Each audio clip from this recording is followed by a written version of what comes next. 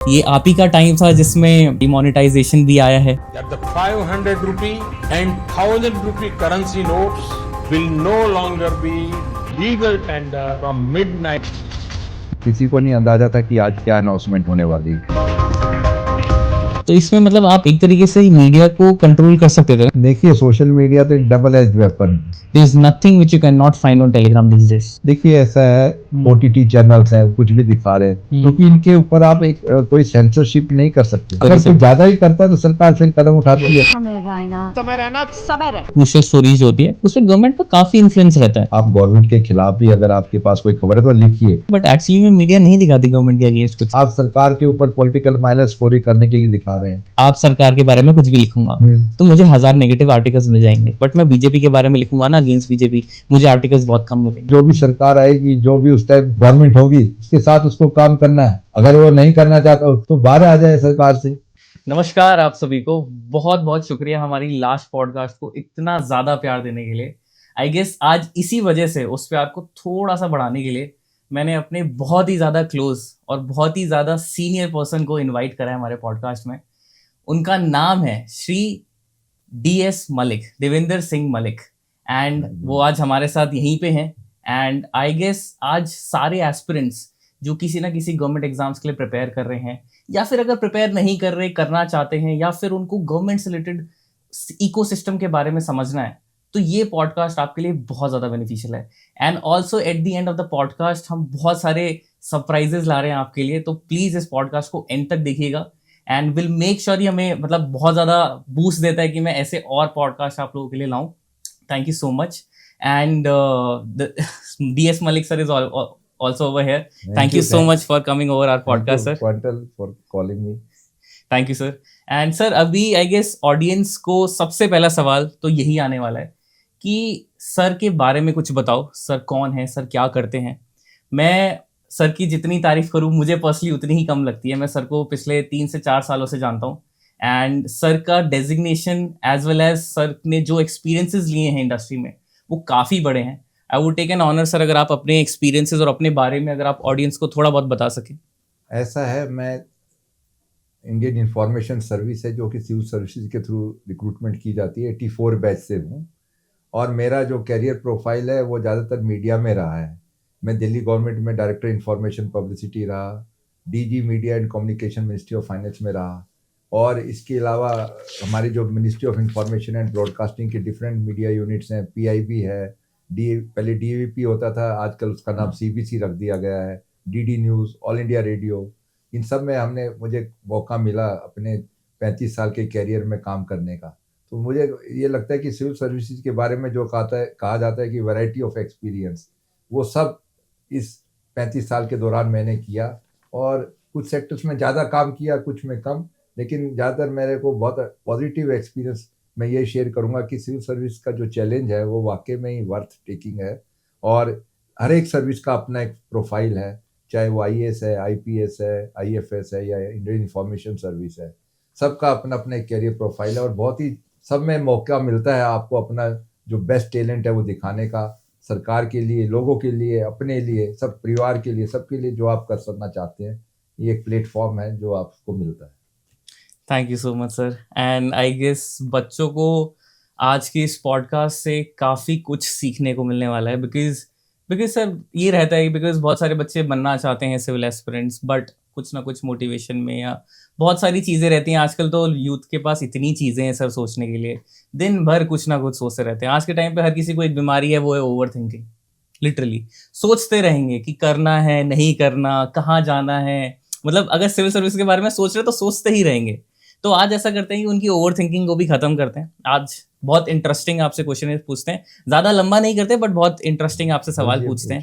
And I guess sir थोड़ा अगर मैं बताऊं तो सर डायरेक्टर रहे हैं प्रेस इंफॉर्मेशन ब्यूरो के, PIB के, एंड आई गेस उसके थ्रू आपने काफ़ी मीडिया चैनल्स से DG लेवल पे, डायरेक्टर जनरल लेवल पे रहे हैं आप, तो आपने काफ़ी मीडिया चैनल से कम्युनिकेशन करा है, काफ़ी कुछ आपने देखा होगा। तो सबसे पहले सर आई गेस आपके एक्सपीरियंसेस से स्टार्ट करते हैं कि आपके कैसे एक्सपीरियंसेस रहे हैं, बिकॉज आई गेस ये आप ही का टाइम था जिसमें आई गेस डिमोनेटाइजेशन भी आया है, एंड अभी रिसेंटली जब 1 जुलाई 2017 को आपका जीएसटी भी अनाउंस करा है गवर्नमेंट ने। तो ये 2 बहुत बड़े ऐसे इंसिडेंट्स हैं जो आई डोंट बिलीव कि दोबारा हो भी सकते हैं इस सिनेरियोस में। तो इस टाइम पे आई गेस आप फाइनेंस मिनिस्ट्री में पूरा मीडिया हेड ही कर रहे होंगे, तो सारे जो भी कम्युनिकेशन है वो आपके थ्रू जा रहे होंगे। तो सबसे पहले सर डीमोनेटाइजेशन से स्टार्ट करते हैं कि डीमोनेटाइजेशन से एकदम मतलब आई बिलीव तो मीडिया चैनल्स तो सारे एकदम से डिस्पर्स हो गए होंगे कि भाई एकदम से कितना बड़ा स्टेप हुआ गया है। एंड इस टाइम पे as a person who is the DG of PIB, तो आपके टाइम पे because it's an unique experience, अब ये पहले तो हुआ नहीं है जो आपको ट्रेन करा गया होगा, तो हाउ वाज दैट, वो कैसे आपने मैनेज करा? देखिए, इससे पूरा देश ही प्रभावित हुआ था, छोटे से छोटा आदमी और बड़े से बड़ा। जिस दिन ये अनाउंस किया गया, हमें भी नहीं मालूम था कि आज रात को जब प्रधानमंत्री जी ने अपना भाषण शुरू किया तो किसी को नहीं अंदाजा था कि आज क्या अनाउंसमेंट होने वाली हो। तो जब हमें रोका गया था उस दिन कि आपको आज शाम को रुकना है, कोई इम्पोर्टेंट काम है। अच्छा। और हमारे को वित्त मंत्री जी और हमारे सेक्रेटरी साहब ने कहा कि आज शाम को आपको रुकना पड़ेगा, ताकि कोई अगर अनाउंसमेंट होती है तो उसके लिए हमें मीडिया की जरूरत पड़ेगी। तो करीब 8 बजे के करीब ये उनका शुरू हुआ था और 8:30 तक शायद खत्म होने के बाद हमने प्रेस पीआईबी का जो कॉन्फ्रेंस हॉल है शास्त्री भवन में, वहाँ पे प्रेस कॉन्फ्रेंस की थी, जिसमें उस टाइम हमारे जो सेक्रेटरी इकोनॉमिक अफेयर थे शक्तिकांत दास जी थे, हाँ जी, RBI governor doctor Raghuram Rajan थे, और हमारे और सीनियर मिनिस्ट्री ऑफ फाइनेंस के जो अधिकारी थे, चीफ इकोनॉमिक एडवाइजर थे, सब मौजूद थे। और एक प्रेस कॉन्फ्रेंस करके उस निर्णय के बारे में जनता को कि ये कैसे लागू किया जाएगा, इसके बारे में आगे क्या कार्रवाई की जाएगी, और उस दिन का जो अनाउंसमेंट था इसकी क्या रिपरकशन होने की संभावना थी, सबको लोगों के सामने एक ट्रांसपेरेंट वे में रखना। तो हमारा काम बेसिकली वी आर एक लिंक थे हम सरकार के बीच में और आम लोग के बीच में, और उसका माध्यम था मीडिया।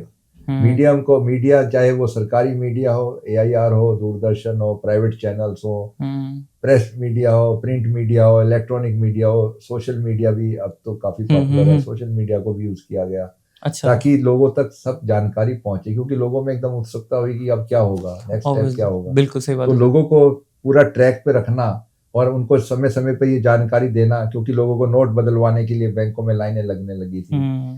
काफी कई जगह से ऐसी भी खबरें आई कि भाई लोग गिर गए, बेहोश हो गए, क्योंकि काफी लंबी लाइनें थी, समय लगता था। बैंकों के को भी काफी कई दफा शुरू में इतनी क्लैरिटी नहीं थी कि कितना कैसे मैनेज करना है इतने क्राउड को, उनके लिए भी एक चैलेंज था, उनको भी मालूम नहीं था कि ये हो चुका है। सही बात। ये सब जो सिस्टम था ये अनाउंसमेंट के बाद एक्टिवेट हुआ, क्योंकि अगर वो पहले बता देते तो उसका पर्पज ही डिफीट हो जाता। सही बात है सर। तो इसलिए बता नहीं पाए लोग। 2000 के नोट बंद हो गए, नए नोट आए, 500 का नया नोट आया।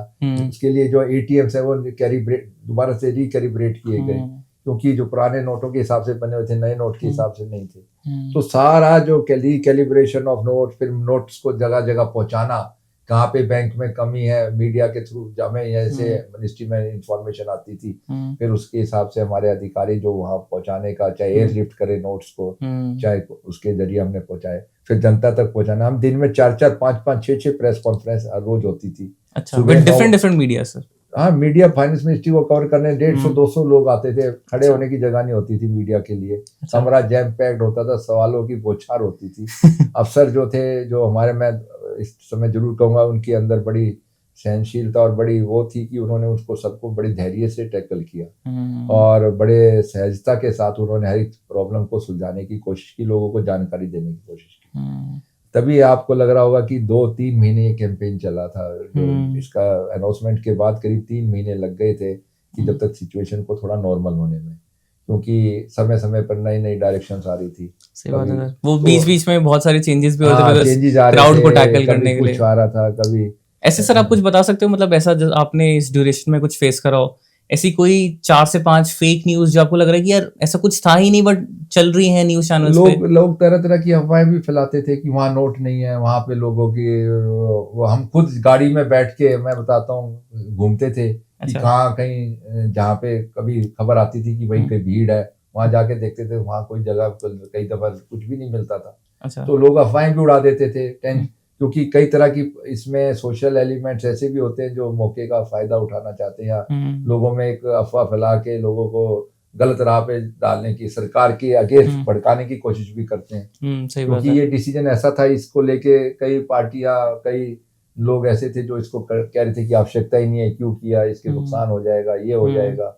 तो ऐसे लोग अफवाह भी फैलाते हैं, सोशल मीडिया भी इसमें कई दफा यूज करते हैं। बिल्कुल तो बिल्कुल। इसलिए हमें तो अलर्ट 24 घंटे अलर्ट रहना पड़ता था कि कभी भी कहीं से कोई खबर आती है तो उसको काउंटर किया जाए और जो सही स्थिति है वो लोगों तक पहुंचाई जाए। तो इसमें मतलब आप एक तरीके से मीडिया को कंट्रोल कर सकते थे ना सर, कि मतलब हमें क्या न्यूज देना मीडिया है। कंट्रोल, मैं कह रहा हूँ मीडिया हम पे इतना हावी, मीडिया ही हमें मीडिया को बुलाने की आवश्यकता नहीं थी। मीडिया ही हमको 24 घंटे ट्रैक करता था कि भाई क्या अपडेट है, और उनकी बात भी जायज थी क्योंकि लोगों तक जानकारी नहीं पहुंचेगी तो लोग बेचारे परेशान थे।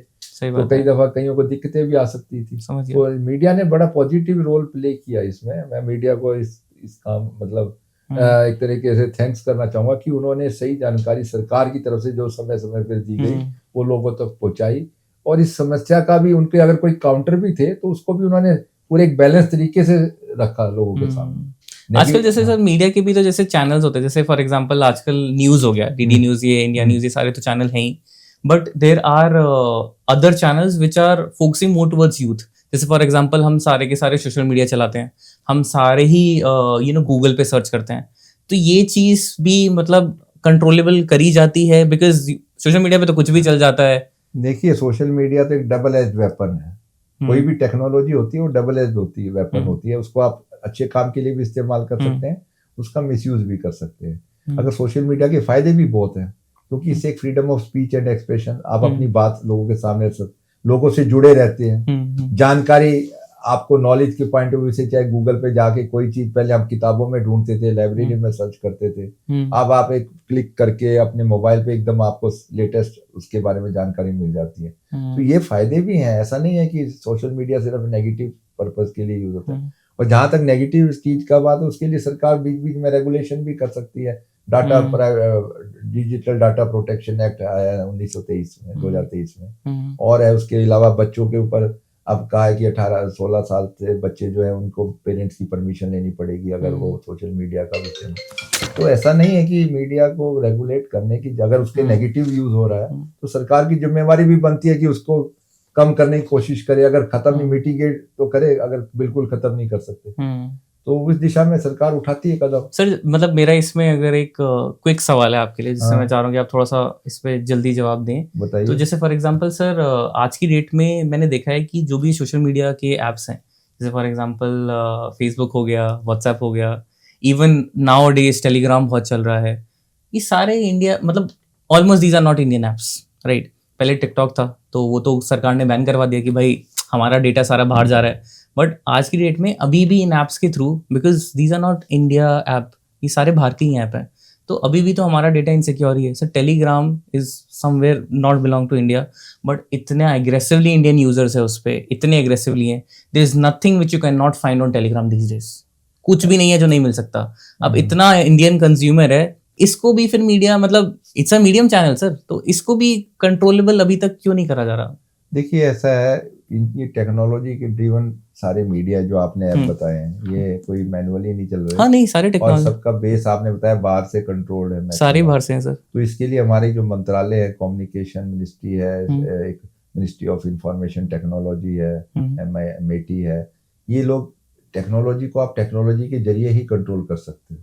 अच्छा। और इसके लिए आपको कोई ना कोई टेक्नोलॉजी के थ्रू ही, और या उसको फिर बैकअप बाय लॉ, टेक्नोलॉजी के को कंट्रोल करने के लिए टेक्नोलॉजी को यूज करके और उसको बैकअप बाय लॉ लीगल एक सैंक्शन दी जाए कि वो आप जो कर रहे हैं वो लीगली वैलिड है।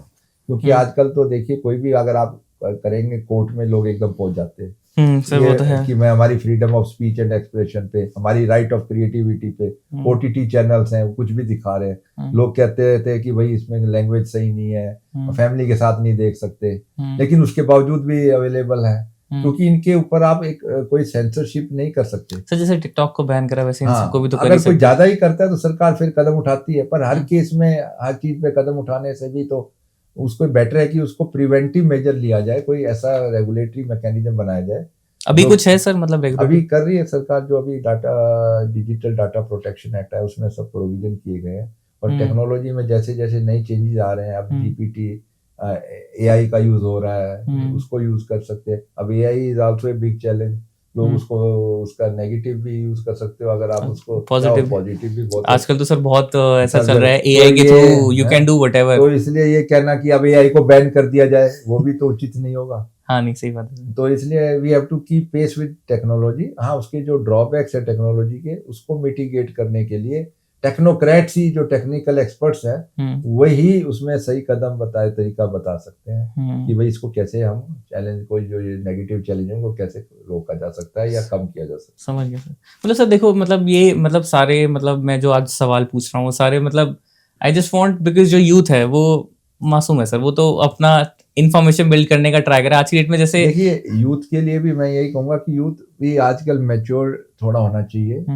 हर एक, देखिए अब जब आप पढ़ाई लिखाई कर लेते हैं, ग्रेजुएट हो जाते हैं, तो उस टाइम एक आपके अंदर भी सेंस ऑफ रिस्पॉन्सिबिलिटी होनी चाहिए। मैं तो ये जानना चाहूँ, देखिए स्कूल के बच्चे हैं, उनके साथ तो हम कह सकते हैं कि भाई वो अनजाने में, अनजाने में कोई गलत जानकारी ले दें, उनको नहीं पता चले। लेकिन जो अच्छा मैच्योर्ड है, 20-22 साल का बच्चे हैं, जवान बच्चे हैं, दे नो, उनको सब इन्स एंड आउट्स पता है, प्रोज एंड कॉन्स पता है। मैं जब कोई काम करता हूँ, मुझे मालूम है कि वो सही है कि गलत है, लेकिन मैं अगर फिर भी करता हूँ तो मैं जानबूझ के सोच समझ के कर रहा हूँ। हाँ तो नहीं सर, वो तो भी सोचना समझ गया कि मतलब मैं समझ गया, आप बोल रहे हो कि डेटा अवेयरनेस लेवल है। अब देखिए वही यूथ में भी अलग अलग कैटेगरीज है। कई उस चीज को सही ढंग से इस्तेमाल करके अपना कैरियर बना जाते हैं, कई लोग उसको मिसयूज करके अपनी जिंदगी का और अपने लाइफ को और मुसीबत में डाल लेते हैं। तो ये आपके ऊपर निर्भर करता है कि आप उसको कैसे सही इस्तेमाल करते हो। सरकार अवेयरनेस क्रिएट करेगी, गवर्नमेंट करेगी, और अवेयरनेस कैंपेन करने वाली कई कंपनीज भी हैं जो पब्लिक अवेयरनेस करती हैं क्रिएट। लेकिन उसके बावजूद भी अपना भी कॉमन सेंस, कॉमन सेंस जो होती है वो सबसे बड़ी चीज है। अब आप रोज ये साइबर फ्रॉड हो रहे हैं या कभी कुछ खबर आती है, सर, अभी कुछ तो पढ़े लिखे लोग भी उसमें फंस जाते हैं। ये नहीं है कि सिर्फ अनपढ़ या वो। तो इसका मतलब आप में कहीं ना कहीं टेम्पटेशन है, वो आपकी जो उस चीज का फायदा उठाते हैं, टेम्पटेशन का, कि भाई ये चाहे वो लालच हो, पैसे का लालच हो या कोई और चीज का आपको दे, तो थोड़ा सा समझ के और सोच समझ के अगर आप कदम उठाएंगे तो टेक्नोलॉजी आपको, आपके लिए है, ना कि टेक्नोलॉजी हमें डोमिनेट करे। ह्यूमन बींग्स को डोमिनेट करना चाहिए टेक्नोलॉजी को। That is the real crux of the matter. True sir. क्योंकि बनाई किसके लिए गई है? इंसानों के लिए, इंसानों की ईज के लिए बनाई गई है मशीन है, उनको आप कैसे इस्तेमाल करते हो इंसान पे डिपेंड करता है। True sir. सर मतलब जैसे फॉर एग्जांपल अगर थोड़ा सा गवर्नमेंट के इकोसिस्टम के बारे में बात की जाए, तो बहुत सारे इंडियंस हैं जिनको ये सिंपली लगता है कि दैट जो गवर्नमेंट है that has an influence on media, और किसी क्रिटिकल स्टोरीज जो होती हैं, क्रूशियल स्टोरीज जो होती है, उस पर गवर्नमेंट का काफी इन्फ्लुएंस रहता है कि the government can hold the stories accordingly. तो ऐसा क्या रियलिटी पे रहता है? देखिए ऐसा है, हमारा जब भी हम मीडिया में थे, जब देखते थे गवर्नमेंट की तरफ से, फाइनेंस मिनिस्ट्री में या और भी कहीं, हमारा ये सिर्फ एक फोकस रहता था। मैं मीडिया वालों से एक ही एक्सपेक्ट करता था, आप गवर्नमेंट के खिलाफ भी अगर आपके पास कोई खबर है तो लिखिए, लेकिन गवर्नमेंट का व्यू पॉइंट भी दीजिए, स्टोरी को बैलेंस करिए। वन साइडेड स्टोरी मत चलाइए कि आप मेरी बात सुन के मेरे बात को लिख रहे हैं, जिसके खिलाफ आप बोल रहे हैं उसको भी तो मौका दीजिए। वो कहते हैं ना, nobody should be condemned unheard, rule of natural justice है ये। बट सर ये चीज मीडिया का काम इतना है कि जो अगर उनको लगता है सरकार की पॉलिसी में कमियां हो सकती है, ऐसा नहीं है कि कोई पॉलिसी, हर एक पॉलिसी फुल प्रूफ होती है। जब वो इम्प्लीमेंट होती है उस टाइम कुछ कमियां निकलती हैं, तो वो लोगों के सामने मीडिया का काम उसको रखे। अब सरकार के दबाव में ये कह दे कि वो नहीं रखेंगे, सरकार मना कर, ऐसा नहीं होता।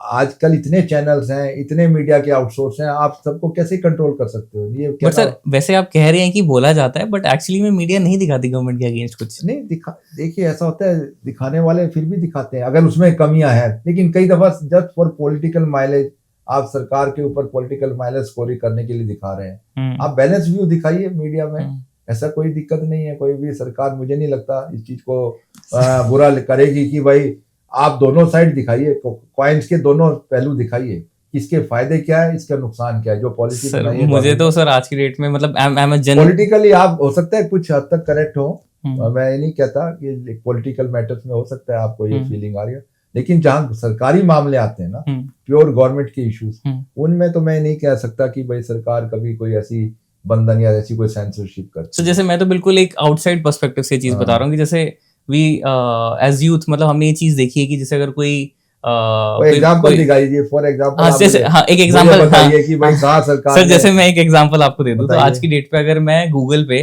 आप सरकार के बारे में कुछ भी लिखूंगा तो मुझे 1000 नेगेटिव आर्टिकल्स मिल जाएंगे, ठीक है, बट मैं बीजेपी के बारे में लिखूंगा ना, अगेंस्ट बीजेपी, मुझे आर्टिकल्स बहुत कम मिलेंगे। क्यों तो ऐसा है? पॉलिटिकल पार्टी के बारे में, अब सरकार में और पार्टी में नहीं, अगर नहीं, आप फर्क करेंगे, देखिए अब मैं यहाँ पे as a government spokesperson या गवर्नमेंट का, मैंने पार्टी के लिए कभी किसी, चाहे कोई भी पार्टी हो, उसके लिए नहीं, मतलब बीजेपी तो सरकार है ना सर आज की डेट में। नहीं, लेकिन सरकार जब पार्टी जब सरकार में आती है तो उनका रोल बदल जाता है। अच्छा, अब आप देखिए, जब भी कोई मंत्री या प्रधानमंत्री जी या जब बात करते हैं, सरकार की तरफ से बात करते हैं, पार्टी की तरफ से नहीं बात करते। हाँ बिल्कुल सही बात है, गवर्नमेंट की तरफ से बोलते बिल्कुल हैं, सरकार है की ना? तरफ से करते हैं। जब वो गवर्नमेंट के बिहाफ पे बोलते हैं तो हम लोग उस चीज के साथ हैं। लेकिन अगर कोई चीज पार्टी के लेवल पे की जा रही है तो उसमें हमारा कोई दखल अंदाजी नहीं होती, ना हम उसमें करना चाहेंगे, ना सरकार ब्यूरोक्रेट को करना चाहिए, क्योंकि फिर क्या होता है, वो ब्यूरोक्रेट को अलाइन कर देते हैं कि ये तो उस पार्टी के साथ जुड़ा हुआ है, ये बीजेपी का आदमी है, ये कांग्रेस है, जबकि ब्यूरोक्रेट ब्यूरोक्रेट है, जो भी सरकार आएगी, जो भी उस टाइम गवर्नमेंट होगी, उसके साथ उसको काम करना है। अगर वो नहीं करना चाहता, सरकार की पॉलिसी से खुश नहीं है, तो बाहर आ जाए सरकार से। अगर उसको कोई लगता है कि भाई मैं इस सरकार की पॉलिसी गलत है और मेरा व्यू पॉइंट नहीं सुना जा रहा है, उसके पास ऑप्शन है कि भाई आप बाहर आओ, या उसको अपना व्यू पॉइंट रखो और उसके बाद भी इम्प्लीमेंट करो उसको। सर मतलब जैसे ये तो मैंने आपको एक एग्जांपल दिया, बट जस्ट अगर पूछा जाए तो पॉलिटिकल बात, वो पॉलिटिकल एंगल से कह रहे हैं। हाँ, मैं वो चीज एंगल अलग हो सकता है, वो मैं हटा दिया सर। मतलब मैं just from that perspective, press मतलब मीडिया के पर्सपेक्टिव से पूछना चाहूँ। जैसे फॉर एग्जांपल अगर वोटिंग इकोसिस्टम चल रहा है आजकल, वोटिंग चलती है हमारी, तो जैसे अभी रिसेंटली दिल्ली के इलेक्शंस भी है, तो ऐसे का कोई मीडिया का भी कोई इन्फ्लुएंस रहता है क्या वोटिंग पैटर्न या वोटर्स पे, ऐसा कुछ होता है सर? नहीं, मीडिया देखिए, आप और हम हैं, आप मीडिया से कितना इन्फ्लुएंस होते हैं, आप मुझे बताइए। आप मीडिया के कहने पे वोट देते हैं या अपनी सोच समझ से? एक आम नागरिक की हैसियत से मैं पूछ रहा हूँ सर। ठीक है, मीडिया एक जरिया है, उसके जरिए लोग तक आप अपनी पहुंचाने चाहते, पॉलिटिकल पार्टीज अपना जो एजेंडा है वो पहुंचाने की कोशिश करती है, लेकिन अल्टीमेटली वोटर तो अपना भी एक निर्णय लेता है। न्यूट्रल वोटर, कुछ तो कमिटेड वोटर होते हैं कि भाई वो एक पार्टी के साथ जुड़े हुए हैं, उनको तो जाना ही है उसके साथ, चाहे वो कुछ भी करे, ठीक लगे अगर। लेकिन जो न्यूट्रल वोटर है, जो आम नागरिक है, वो तो सोच समझ के निर्णय लेता है, वो दोनों पार्टियों की सुनता है, सोच समझ के उसके बाद फैसला करता है कि मुझे किसके साथ जाना है। अब वो एक मतलब उसके अंदर एक, हम कहते हैं भाई गरीब से गरीब नागरिक भी हमारे देश का जो है वो भी सही निर्णय ले लेता है जब वोटिंग की बात आती है। पूरे देश में एक ट्रेंड चलता है, आप कई दफा देखा होगा, अंडर करंट जिसको हम कहते हैं, पूरे देश में एक जैसा क्यों चल रहा है। हालांकि हमारा कोई कम्युनिकेशन नहीं है आपस में, तो मीडिया का एक है रोल। मैं ये नहीं कहता मीडिया वोटिंग पैटर्न में थोड़ा दी पब्लिक ओपिनियन, बिल्कुल सर, मीडिया का काम ही इन्फ्लुएंस है, क्योंकि लोगों के पास सोर्सेज ऑफ इंफॉर्मेशन क्या है, मीडिया, सोशल मीडिया है, या यूथ के लिए सर सोशल मीडिया ये सब है, और बाकी सबके लिए न्यूज है। मीडिया पे अगर कोई पार्टी या कोई ज्यादा चलाती है तो हो सकता है वो लोग, उनके दिमाग पे कोई पॉजिटिव इंप्रेशन उसका पड़ जाए, बिल्कुल पड़ जाए, है ना। इस हद तक तो थोड़ा बहुत कहा जा सकता है, तो माना जा सकता है सर। जैसे अगर मतलब अभी मैं थोड़ा सा मतलब, बिकॉज अभी मेरा आपसे रिलेशन रिसेंटली तभी बना जब when I get to know that कि आपने यूपीएससी में भी एज पैनलिस्ट आपने बोर्ड में इंटरव्यूज लिए हैं बच्चों के, तो थोड़ा बहुत मैं थोड़ा उस साइड में भी जाना चाह रहा हूँ। बिकॉज अभी क्या है, बिकॉज अभी बहुत क्रूशियल टाइम चल रहा है सर बच्चों का। बच्चे अभी यूपीएससी के बच्चे अभी इंटरव्यू स्टेज पे हैं, and I guess interview start हो चुके हैं हमारे 7 जनवरी से, 7 जनवरी 2025 से स्टार्ट हो चुके हैं, और आई गेस ये 17 अप्रैल तक चलेंगे। तो कॉन्टिन्यूसली बच्चा अभी इंटरव्यूज में जा रहा है, एंड डिफरेंट बोर्ड्स हैं सर। एंड आई गेस आपने भी अपना अच्छा खासा लाइफ स्पैन, मतलब कुछ number of years sir, I guess 4-5 years आपने दिए हैं यूपीएससी में एज एक्स पैनलिस्ट।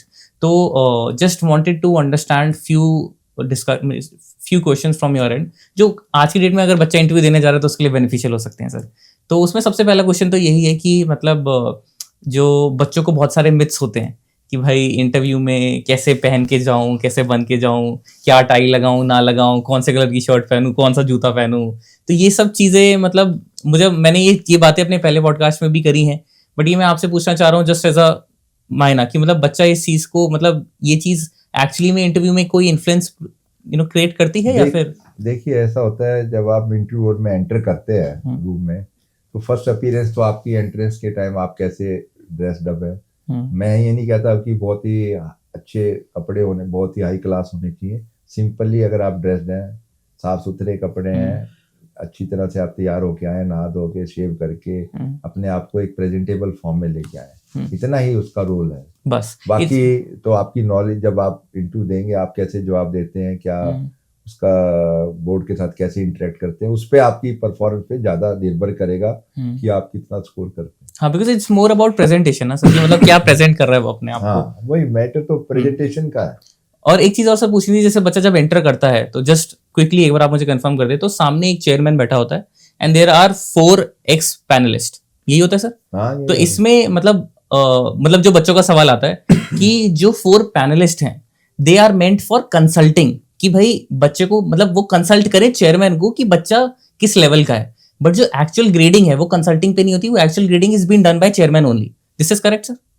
तो अगर फॉर एग्जांपल आप लोग कंसल्ट करें कि यार हमें अच्छा लग रहा है, मतलब बच्चा सही है, but still chairman is not finding them to be comfortable, तो ये चीज ऐसी रहती है, मतलब फिर बच्चा बोले कि मैं सीधा चेयरमैन पे फोकस करूं? नहीं, ऐसा नहीं है। कंसेंसस से वो चाहे चेयरमैन नंबर देते हैं, लेकिन सबसे डिस्कस करके कंसेंसस 99.9% कंसल्टेशन से और कंसेंसस से नंबर दिए जाते हैं। अच्छा, हमने तो जब भी गया कभी कोई डिफरेंस ऑफ ओपिनियन नहीं हुआ, क्योंकि बच्चे को देख के आप बच्चे की असेसमेंट जो सब लोग कर रहे हैं, मोर और लेस अगर बच्चे की परफॉर्मेंस अच्छी है तो सभी को अच्छी लगती है। हाँ, मतलब ये है ना, सर। थोड़ा बहुत 19-20 का फर्क हो सकता है असेसमेंट में, भाई मैं 5 नंबर ज्यादा या कोई 5 नंबर कम बताए, बट ओवरऑल असेसमेंट आसपास ही होती है। और जो है कंसेंसस के साथ चेयरमैन जो है वो नंबर देते हैं, तो बहुत ही अच्छा, बड़ा निष्पक्ष और ट्रांसपेरेंट सिस्टम है। कोई ऐसा उसमें हमें तो बोर्ड में, क्योंकि सब लोग सीजन मेंबर होते हैं, कोई रिटायर्ड ऑफिसर है, आईएएस ऑफिसर है, रिटायर्ड आईपीएस ऑफिसर है, जो एक्सपर्ट भी होते हैं, और या सब कोई वाइस चांसलर है, कोई टेक्निकल एक्सपर्ट है, सब्जेक्ट एक्सपर्ट है, तो वो सब लोग, ऐसा नहीं है कि सब अपनी तरफ से असेसमेंट करके एक सही निर्णय चेयरमैन के साथ डिस्कस करके फिर बाद में नंबर दिए जाते हैं। सर जैसे मतलब थोड़ा बहुत ऐसा लगता है कि जैसे फॉर एग्जांपल अगर एक बच्चा है सर, 6 अटेम्प्ट्स होते हैं यूपीएससी में, एक बच्चा है जिसने समझ लीजिए 3 बारी से मेंस क्लियर कर दिया, उसके बाद 3 बार इंटरव्यू भी क्लियर कर, मतलब इंटरव्यू की स्टेज तक पहुंच गया, और लास्ट उसका 3rd इंटरव्यू चल रहा है। सबको पता है, मतलब पैनलिस्ट को भी पता है कि इसके बाद उसका कोई ऑप्शन नहीं है, ये उसका लास्ट ऑप्शन है, और उसने पहले 3 बार मेंस भी आ रखा है, अभी 3 बार इंटरव्यू में भी बैठा है, हाईली क्वालिफाइड नॉलेजेबल बंदा है, अब ये लास्ट ऑप्शन है। तो इसमें भी थोड़ा बहुत भी इन्फ्लुएंस चलता है कि भाई मतलब यार इस बच्चे में है, मैं आपको बताऊं, as compared to any newcomer. जो मेंबर्स को तो ये भी नहीं पता होता कि भाई इसका कौन सा अटेम्प्ट है। अच्छा, वो वाला पार्ट नहीं शेयर किया जाता। अच्छा, वो शेयर नहीं किया जाता। ज्यादातर जो मेंबर्स के साथ, जो एक्सपर्ट्स के साथ शेयर किया जाता है, वो उसका एकेडमिक प्रोफाइल होता है। डेफ तो होता होगा? डेफ पूरा नहीं होता है, डेफ अच्छा। में से शॉर्ट बना के, अच्छा, कि भाई जो उसका एक्सपीरियंस क्या है, एकेडमिक क्वालिफिकेशंस क्या है, अगर ऑलरेडी किसी सर्विस में है तो वो उसके बारे में, ताकि आप ज़्यादातर बाकी ये कितने अटेम्प्ट हो चुके पहले, उसके कितने अटेम्प्ट है, इस बारे में बाकी मेंबर्स के बारे में पास जानकारी नहीं होती आमतौर पे। अच्छा, चेयरमैन के पास भले ही होती होगी, उनके पास पूरा डेफ होता है, बाकी मेंबर्स को तो सिर्फ उसकी जो मेन जो प्रोफाइल है वो बताया जाता है कहाँ से है। अच्छा, उनको ये सब क्लैरिटी क्या, हाँ, ताकि उस आपने जैसे पूछा कि उससे इन्फ्लुएंस तो नहीं हो जाएंगे। हाँ भाई, मतलब नहीं बिल्कुल तो उससे बाकी मेंबर्स इन्फ्लुएंस हो सकते हैं, बिल्कुल कि भाई इसका छठा चांस है, लास्ट या है, लास्ट है, या इसकी तो 2 बारी पहले दे चुका है। हाँ, ये चीजें नहीं डिस्कस की ये जाती, चीज बताई ही नहीं जाती, ना ये कैंडिडेट से पूछते कि भाई आपका कौन सा अटेम्प्ट। समझ गया सर, समझ गया। ये बातें नहीं होती, ये चीज सिर्फ जनरल बातें उनके सब्जेक्ट के बारे में, उनके प्रोफाइल के बारे में, कोई एक्सपीरियंस है उनके बारे में, या वो जिस क्षेत्र से बिलोंग करते हैं वहाँ की उस राज्य के बारे में, या करंट जो भी करंट अफेयर्स है, इंटरनेशनल अफेयर्स है, वो सब बातें बाकी बात कर सकते हैं। लेकिन कोई इस टाइप की पर्सनल चीजों के बारे में, ना उसकी जाति के बारे में, ना कुछ, हमें कोई नहीं पूछ सकते। चलो हाँ सर, मतलब एक ऐसा आप कोई इन्फ्लुएंस ना हो, बिल्कुल सही बात है, एक्सटर्नल फैक्टरों से इन्फ्लुएंस ना हो, बिल्कुल भी ना उसको आप मेरिट पे जज करें। बिल्कुल मेरिट, ये हाँ, यही चीज मेरा सर क्वेश्चन था कि मतलब भाई ये रहता है, हाँ, तो सब कमीशन मेंबर्स का और बोर्ड का ये वो रहता है कि मेरिट पे निष्पक्ष रूप से ट्रांसपेरेंट मैनर में उसकी असेसमेंट की जाए कैंडिडेट की। ठीक है सर। ये है सर एक ऐसा क्वेश्चन है जो मतलब मुझे ऐसा लगता है कि सब दर्शकों को भी बहुत अच्छा लगेगा, कि हर साल आप देखिए 3000 बच्चे इंटरव्यू देते हैं, 2800 3000 इंटरव्यू देते हैं, 900,000 के करीब सेलेक्ट होते हैं, उसमें से वैसे तो 50% दोबारा बैठ जाते हैं, बट स्टिल 900,000 के करीब सेलेक्ट होते हैं, उनको कुछ ना कुछ तो गवर्नमेंट से मिल जाता है, एंड हर साल 2000 बच्चे बचते हैं। अगर मैं पिछले 5 साल की भी बात करूं तो we have more than 10,000 students in India जो कि हाईली स्किल्ड हैं, सब अभी कुछ नॉलेज है उन्हें, तो अभी उनके क्या लिए प्लान भी क्या है सर? अभी सरकार ने, जो आपने सही सवाल उठाया, अभी हाल ही में मैं देख रहा था कि उनके लिए पीएसयू में जैसे लोग, उनको अधिकारी चाहिए पीएसयू में भर्ती, तो उनको भी भेजी जाती है कि सर वो तो यूपीएससी लिस्ट निकाल देता है, वो तो हर साल निकालता है कि हाँ। भाई ये इनके ईमेल आईडीज हैं वो, बट काफी बच्चों लोगों पे को- नहीं आता सर, बहुत काफी कम पे लोगों- आता है। अब की बार उन्होंने चेंज किया, शायद लेने पड़ेंगे कुछ अच्छा, परसेंटेज। कुछ ऐसा परसेंटेज हाँ, लेना कोई पड़ेगा, हाँ, ये कुछ- हुआ ना सर, हाँ, मतलब ये- this is a good plan. ये सर्वाइस है, आप बच्चे लोग वेबसाइट पे जाके देख सकते हैं कि भाई इस बार किया गया है कि जो पीएसयू वगैरह में जो है उनको लेने पड़ेंगे अपनी कुछ इनमें से बच्चों को। हाँ ये था, बिकॉज मैंने बहुत सारे लोगों से सर डिस्कस करा है, वो बोलते हैं यार नहीं, हाँ क्योंकि सरकार निकाल देती है लिस्ट इतना अच्छा पीएसयू, टैलेंट है, 10 कोई बच्चा कितने 2 नंबर से मिस कर रहा है, 1 नंबर से मिस कर रहा है, 5 बहुत टैलेंटेड इंडिविजुअल है सर 6 ये। साल की 5 साल की उनकी हम्म, मेहनत है हम्म, सब्जेक्ट के ऊपर उनका पूरा, बाकी सब ठीक है, किसी कारणवश उनकी सिलेक्शन नहीं हो पाई, तो उनको मौका अगर किसी और ऑर्गेनाइजेशन में मिल जाए तो सरकार को इनको यूज करने में बहुत अच्छा रहेगा। नहीं तो बाकी जगह फिर दोबारा से वही प्रोसेस दोबारा फॉलो किया जाएगा रिक्रूटमेंट का। समझ गया सर, बिकॉज देखो as an organization, because we are also there into this industry, तो हम तो मतलब क्वांटल में भी this is what we follow कि भाई जो इतने सारे बच्चे हर साल स्किल्ड निकल रहे हैं and most of them don't even want to compete again sir, हो गए 6 अटेम्प्ट, तो अब क्या करेगा, इतना स्किल्ड है वापस जाके जॉब थोड़ी करेगा। और मैं तो बच्चों को ये कहूंगा कि भाई देखिए, नो डाउट थोड़ा सा डिसहार्टनमेंट तो होती है अगर 6 अटेम्प्ट के बाद भी आप कहीं सिलेक्ट हुआ, लेकिन जिंदगी में बहुत कैरियर है, ऑप्शंस हैं, ये हमारी एक सोच हो जाती है कि भाई हमने जिंदगी के बेहतरीन 6 साल इस काम के लिए लगाए हैं, उसमें हमें सफलता किसी कारणों से नहीं मिल पाई, मेहनत में हमने कोई कसर नहीं छोड़ी थी, लेकिन उसके बावजूद ऐसा नहीं है कि वो जिंदगी में और किसी फील्ड में कामयाब नहीं होंगे। बहुत से बच्चे जो इस सिविल सर्विस में किसी वजह से कामयाब नहीं हो पाए, वो आगे जाके लाइफ में और किसी फील्ड में बहुत अच्छा कर पाते, क्योंकि उनके पास नॉलेज बैंक है, मेहनत करने की उनको आदत है, but they need option sir. हाँ, लेकिन ऑप्शन चाहिए, और बहुत सी प्राइवेट सेक्टर में भी लोग ले लेते हैं, मैंने देखा है। अगर इतना मेहनती बच्चा है, अगर टेक्निकल, ज्यादातर हम देखते हैं बीटेक बच्चे with technical background, law graduates, अच्छी सर हम तो खुद ही ये चीज प्रमोट करते हैं बैकग्राउंड कि से आते हैं, तो उनको वैसे, और कई तो बच्चे अच्छी अच्छी जॉब छोड़ के आते हैं इंटरव्यू देने। बिल्कुल, मैं तो सर मैं देख के हैरान होता हूं। आईटी बॉम्बे के बच्चे हाँ, आते हैं सर, और दे गिव इंटरव्यूज। मेरा मतलब तभी मैं आपको बोला ना, अगर 10,000 बच्चे इतने स्किल्ड हैं तो मेरे को तो ये लग रहा है कि एज क्वांटल, मतलब अगर हम एक एजुकेशन प्लेटफॉर्म चला रहे हैं, हम एक प्राइवेट ऑर्गेनाइजेशन कोई प्लान क्यों नहीं बना उनके लिए, प्लान बी, मतलब that's what even in this year we have started कि भाई अगर आपका यूपीएससी इंटरव्यू नहीं हुआ and you want to shift, तो वी आर ओपन, भाई आपको कंसल्टिंग पूरा, मतलब sir these are the students who are having highly intellectual knowledge, भाई इनको इतना नॉलेज है कि इनको पीएसयू ले सकता है ना, अगर इनको हमने कंसल्टिंग का कुछ पढ़ा दिया, इनको पब्लिक पॉलिसी के बारे में पढ़ा दिया, because we are giving these classes, अगर इस चीज में बच्चा हमारे पास आना चाहता है तो हम उनको पूरा कंसल्टिंग करके किसी ना किसी टॉप ऑर्गेनाइजेशंस में लगाएंगे। ये स्टेप आई गेस, और भी मतलब as a private organization I wanted to take it, but I guess आपकी जो सोच है बहुत ही पॉजिटिव और अच्छी है। मैं आपको यही कहूंगा कि आप इस बारे में अगर कोई भी हेल्प लोग बाकी लोगों से भी लेने की जो आगे, तो बहुत, क्योंकि ये बच्चे बेचारे इतनी मेहनत करके यहाँ तक पहुंचे हैं, अगर किसी वजह से मान लो सिविल सर्विस में नहीं होता तो इनको एक मौका और मिलना चाहिए किसी और फील्ड में जहाँ इनकी चॉइस हो, वहाँ ये काम कर सकें और इस नॉलेज को इस्तेमाल कर सकें, क्योंकि इतना भंडार है उनके पास, करंट अफेयर, जनरल स्टडीज, सब सब्जेक्ट्स एक्सपर्ट, फिर टेक्निकल बैकग्राउंड के भी हैं, प्रोफेशनल बैकग्राउंड से आए हुए हैं, तो बाकी तो इनके लिए भी सरकार अगर कोई ऑप्शन दूसरा रख देती है तो बहुत अच्छी बात है सर इनके लिए। सर अभी मेरे को एक अच्छा सा एक न्यूज याद आया, जैसे अभी मैं देख रहा, अभी महाकुंभ का वो चल रहा है सर, मेला चल रहा है, तो अभी उसमें ना अभी एक बहुत पॉपुलर वीडियो चल रही है कि एक बंदा है जो कि आईटी बॉम्बे से है, एंड वो वहां पे एक मतलब ऋषि मुनि बन के ही सिटिंग ओवर देयर, वो पूरा संन्यास लेके अब वो ऋषि बन गया है प्रॉपर ना, और वो आईटी बॉम्बे से एरोस्पेस इंजीनियरिंग करके आया है। तो अब इसमें मीडिया क्या कर रहा है ना, मीडिया उसको ऐसे दिखा रहा है कि यार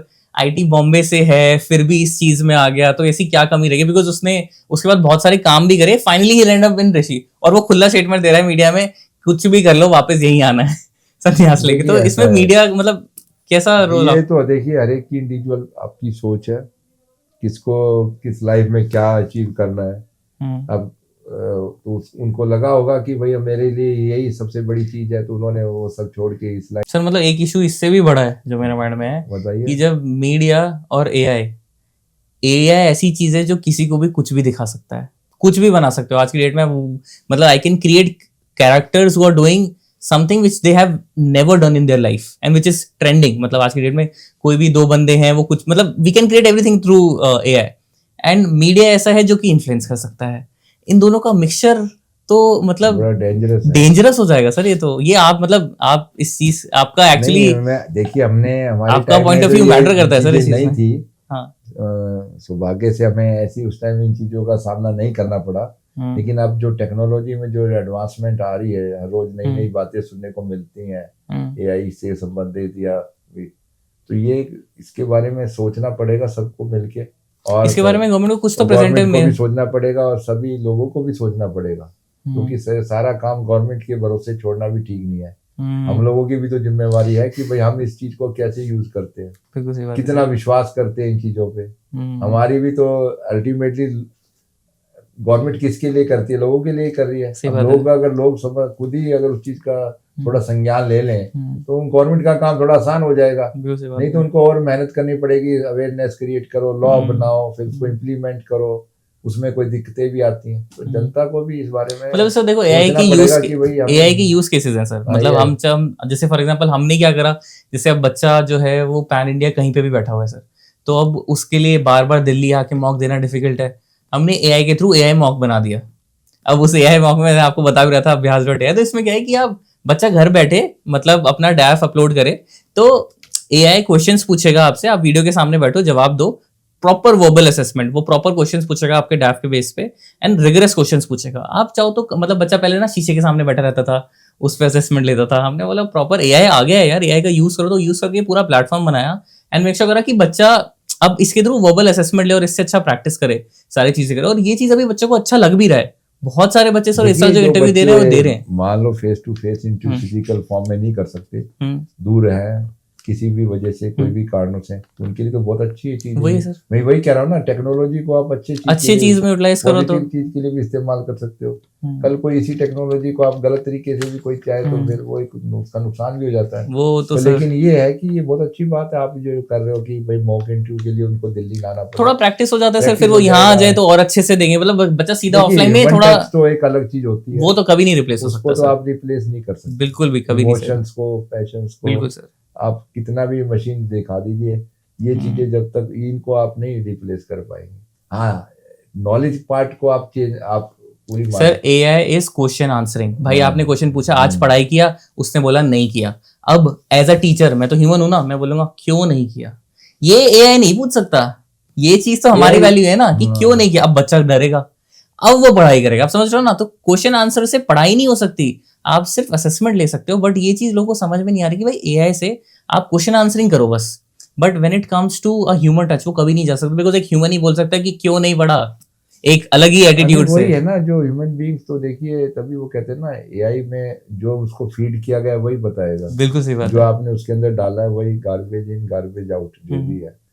तो कंट्रोल तो ह्यूमन बीइंग्स को ही रखना पड़ेगा. बिल्कुल सही बात है.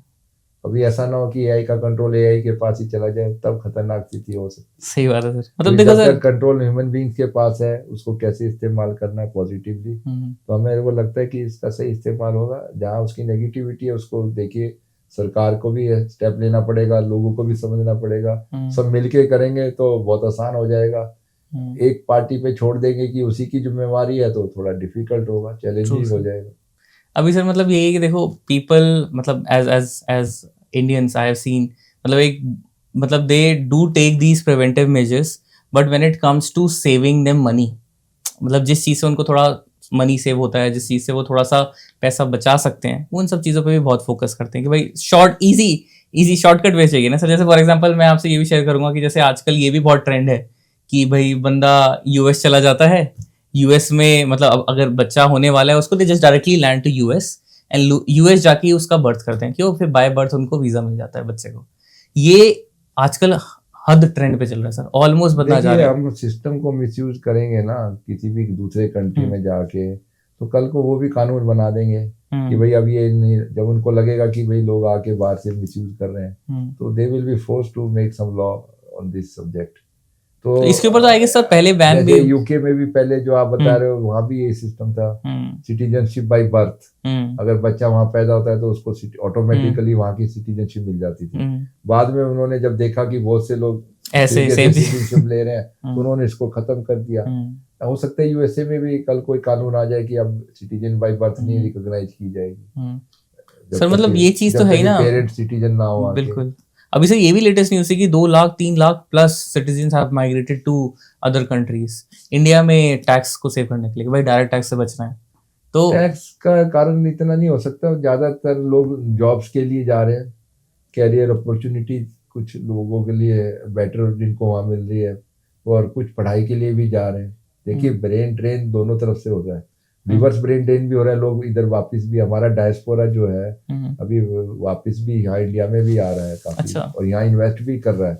देखिए ये तो इसको तो आप नहीं रोक पाएंगे कि भाई लोग जाना चाहते हैं, जो जाना चाहता है अच्छी उसको अगर वहाँ पे कैरियर अपॉर्चुनिटी मिलनी है तो वो जाएगा, लेकिन वो वापस अपने कंट्री के लिए भी कंट्रीब्यूट कर रहा है, वहाँ से कुछ नॉलेज का ट्रांसफर कर रहा है, मनी का ट्रांसफर कर रहा है, तो वो देश के लिए भी उचित है। तो इसमें कोई ऐसी बात नहीं है कि घबराने की कि भाई बच्चे बाहर जा रहे हैं तो इससे हमें कोई, ठीक है वो अपने हायर एजुकेशन के लिए जा रहे हैं, अच्छे कैरियर के लिए जा रहे हैं। समय आएगा जब उनको लगेगा कि वहाँ से इंडिया के लिए भी वापस, जैसे प्रवासी भारतीय दिवस हम मनाते हैं हर वर्ष, हर 2 वर्ष में एक बार, तो उसमें सारा डायस्पोरा करीब हमारा 40 मिलियन मतलब जो है वो उसके पूरा वर्ल्ड में है, तो बहुत से लोग उसमें आके वापस इंडिया में भी आके वो कहते हैं कि हम देश के लिए करना चाहते हैं, because actually you are citizen of the India by roots तो आपकी इंडिया में ही है ना, तो उसको भूलना इतना आसान नहीं होता। लेकिन ठीक है, उनको हालात की वजह से जो भी है। नहीं सर मतलब देखो the point over the complete thing is कि मतलब लोग जा रहे हैं because of n number of taxes जो उनको इंडिया में लग रहे हैं, छोटी से छोटी चीज पे। वर्ड इज लाइक कैरेमल पे भी सर टैक्स लगा रहे हैं। देखिए वो तो अब उसमें सुधार हो सकता है, ऐसा नहीं है कि अगर कोई चीज गलत कोई कमी आया तो उसको दूर की जा सकती है, और कोशिश भी कर रही है सरकार टाइम टू टाइम ग्रेजुअली जैसे जैसे चीजें नॉलेज में आ रही हैं उसको ठीक कर रही है। लेकिन जब आपकी बात सही है, कई चीजों से टैक्स भी एक कारण हो सकता है, बट इतना बड़ा कारण नहीं है कि आप देश छोड़ने के लिए मजबूर हो जाए, मैं ये नहीं मानता। समझिए सर। सर मतलब अभी for example if you no want to ask and you want to discuss something with the UPSC aspirants जो इस साल इंटरव्यू देना चाह रहे हैं, तो एक मैसेज अगर आप उन बच्चों को देना चाहें तो, जो समझ लीजिए जिनका कल या परसों इंटरव्यू, बिकॉज रेगुलर इंटरव्यू चल रहे हैं सर, कोई मैसेज आपका? देखिए मेरा तो एक ही सिंपल सा मैसेज है कि आप बड़े सहजता के साथ जाइए, कॉन्फिडेंस के साथ जाइए, जो चीज़ आपको आती है वो उसको अच्छी तरीके से बताइए, और जो नहीं आता है तो उसको एडमिट कर लीजिए कि मेरे को इसके बारे में और ज्ञान नहीं है, या मैं इसके बारे में ज्ञान प्राप्त कर लूँगा। जहाँ तक आपको मेंबर्स के साथ इंटरेक्शन का सवाल है, आंसर जितने टू द पॉइंट सुन के, क्वेश्चन को अच्छी तरह से सुन के उसको समझ के उसका जवाब दीजिए टू प्रिसाइज वे में। 30 से 40 सेकंड के अंदर आप अपना क्वेश्चन का आंसर पूरा कर दीजिए, ताकि अगर उसके बारे में मेंबर को और जानकारी हासिल करनी होगी तो वो सप्लीमेंट्री क्वेश्चन के द्वारा हासिल कर सकते हैं। तो आपको अपना काम कंपोज्ड बना के रखना है, अंडर प्रेशर नहीं आना है, स्माइल भी चेहरे पे थोड़ी स्माइल रखिए, एनर्जी होनी चाहिए, बॉडी दिखनी चाहिए कि आप सिविल सर्विस ज्वाइन करने के लिए आप में कुछ एंथुसियाज्म है, कुछ जो वो उत्सुकता है, ताकि बोर्ड को इन्वॉल्व करना है आपको। Basically it is not a test of your knowledge, it is test of your personality. और पर्सनैलिटी टेस्ट में क्या होता है, आप कैसे बैठते हैं, कैसे बोलते हैं, कैसे आप अपने जवाबों में कितने ईमानदार हैं, कितने इंटेग्रिटी के साथ बात करते हैं, तो ये सब चीज़ें बोर्ड देखता है। उसके बाद वो आपकी पर्सनैलिटी को असेस करके और आपको नंबर दिए जाते हैं। तो इसमें मेरा तो यही है कि भाई अपना आराम से जाए, ठंडे दिमाग से, अपने सब्जेक्ट जो डेफ है आपका, वो एक उनके लिए क्वेश्चन बैंक है, या करंट अफेयर जो पेपरों में या न्यूज़ में आ रहा है वो उनके लिए, उन्हीं से सवाल ज़्यादातर पूछे जाते हैं। उन पे आप थोड़ा सा अपना वो रखिए, ब्रशअप करके रखिए नॉलेज को, और जब जाए जो सहजता पूर्वक जो सवाल का जवाब आता है उसको अच्छी तरीके से जवाब दीजिए। नहीं आता है तो उसको एक्सेप्ट कर लीजिए, उससे आपके नंबर नहीं कटेंगे। हाँ, अगर आप गलत अटेम्प्ट करने की कोशिश करेंगे, गैस करने की कोशिश करेंगे, हो सकता है उसका आपको नुकसान उठाना पड़े। तो मेरा तो आपसे यही, उनसे सभी कैंडिडेट से यही एक वो रहेगा कि भाई आप सवाल को समझिए, सुनिए और थोड़ा सा पॉज लेके ध्यानपूर्वक उसका फिर प्रिसाइज वे में प्रायोरिटी के साथ कि जो सबसे इम्पोर्टेंट चीज़ है क्वेश्चन के आंसर की वो सबसे पहले आए और 30 से 40 सेकंड में क्वेश्चन का आंसर कंप्लीट हो जाए। Thank you so much sir, आपने कैंडिडेट्स को इतनी राइट इन्फॉर्मेशन दी for UPSC and I guess everything about your experience was actually a lesson for every one of us. आज के टाइम पे सर यही चलता है कि rather than listening to a class, एक हमारा डिस्कशन सुन के उसको बहुत नॉलेज मिला होगा। आई गेस यही प्यार जो है आगे हमें अगर आगे मिलता रहा तो हम ऐसे बहुत सारे सेशंस करेंगे और आपसे दोबारा मिलेंगे। Thank you so much for coming to our podcast sir, and it is lovely to honour you. धन्यवाद, thank you very much, thank you sir, thank you.